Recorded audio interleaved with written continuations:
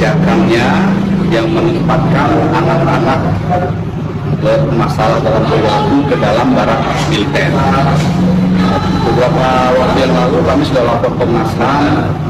Sambil menunggu proses Komnas HAM, kami memasukkan ke Bareskrim mengenai unsur-unsur pidana. Sebagai upaya yang diarahkan pada diri saya, baik kritik, saran, bully, nyinyir, atau upaya untuk mempidanakan diri saya, nggak usah ditanggapi dengan emosi. Kita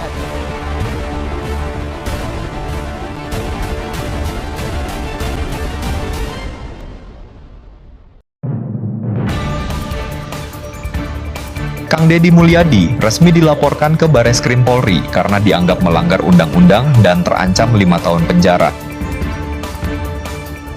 Adel Setiawan tampaknya tidak menyerah untuk memenjarakan Gubernur Jawa Barat. Setelah melaporkan ke Komnas HAM, kini ia melaporkan Kang Deddy ke Bareskrim Polri. Buntut dari kebijakannya yang memasukkan anak ke barak militer, Adel Setiawan menilai Kang Deddy melanggar Undang-Undang Pasal 76H tentang perlindungan anak dengan ancaman 5 tahun penjara.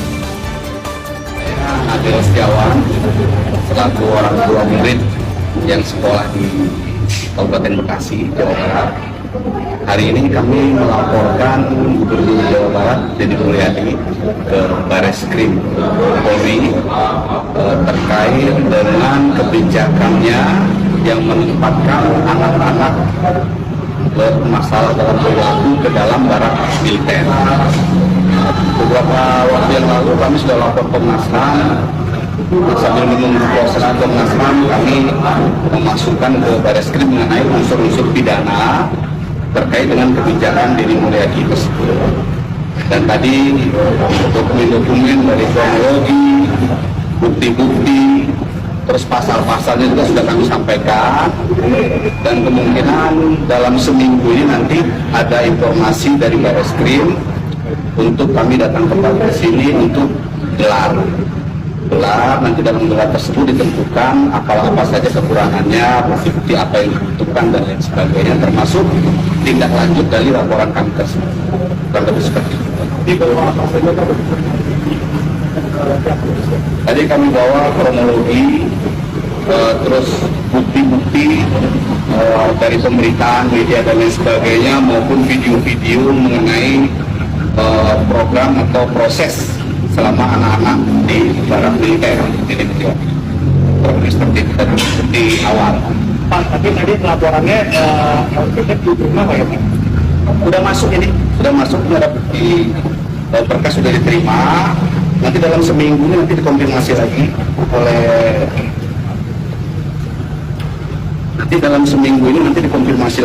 sama pihak Bareskrim untuk digelar dan untuk ditentukan apa saja bukti-bukti yang kurang atau perlu dilengkapi. Lebih seperti itu. Ini ada perlakuan yang kurang manusiawi kah atau seperti apa di barak militer ini sehingga kemudian dilaporkan ke Bareskrim? Sebetulnya salah satu pasal nih yang kami masukkan itu di Undang-Undang Perlindungan Anak di pasal 76H itu kan jelas-jelas melarang pelibatan anak-anak untuk kegiatan militer. Pasal 76H itu pidana, ancaman hukumannya 5 tahun. Nah, itulah salah satu pasal yang kami masukkan. Ini kan berbau militer melibatkan anak-anak. Kurang lebih seperti itulah yang perlu dikaji oleh Bareskrim. Tapi sejauh ini dari yang Bapak dengar, dari pelaksanaan pengiriman siswa itu ke barat, apakah ada keluhan-keluhan dari siswanya atau seperti apa? Kalau dari siswa selama ini, karena ini kan terkait dengan pidana, keluhan dari siswa itu sebetulnya bukan bagian dari bukti yang harus dibuktikan. Tapi ada temuan dari KPAI dan lain sebagainya. Lalu kebijakan ini tidak ada payung hukumnya, sedangkan negara kita kan negara hukum. Harusnya kebijakan seperti ini harus ada dasar hukumnya dong. Ini hanya sebatas surat edaran.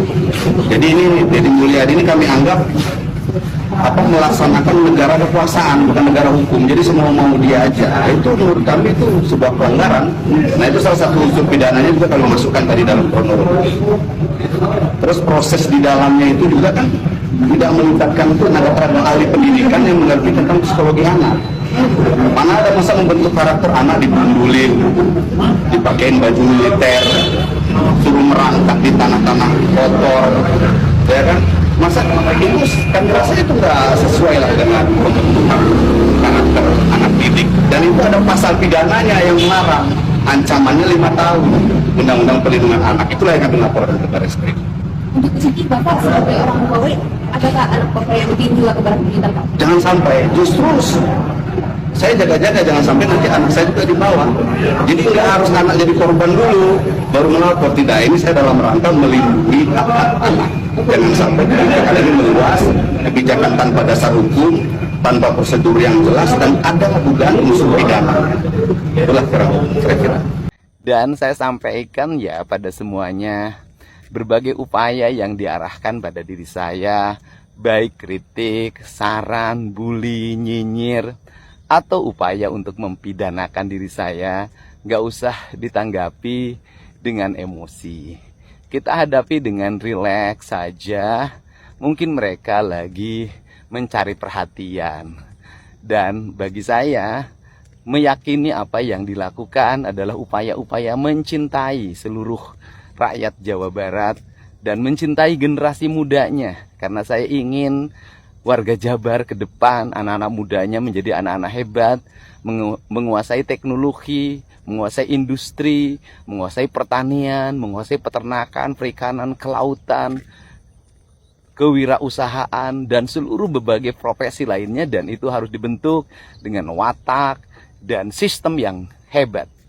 Dan saya mengucapkan terima kasih banget tak terhingga kepada jajaran Polda Jabar, Polresta Cirebon, yang dengan sigap sekarang sudah melakukan penangkapan dan pemeriksaan terhadap orang yang diduga sebagai geng motor yang terus melakukan keresahan di Kabupaten Cirebon. Dan kami sampaikan bahwa Pemprov Jabar dan Polda Jabar serta jajaran Kodam 3 Siliwangi akan terus memberikan jaminan keamanan bagi seluruh rakyatnya dan akan melakukan tindakan-tindakan yang tegas berdasarkan hukum terhadap berbagai upaya mengganggu ketentraman, kenyamanan, dan ketertiban masyarakat Jawa Barat. Salam untuk semuanya, sehat selalu, semangat!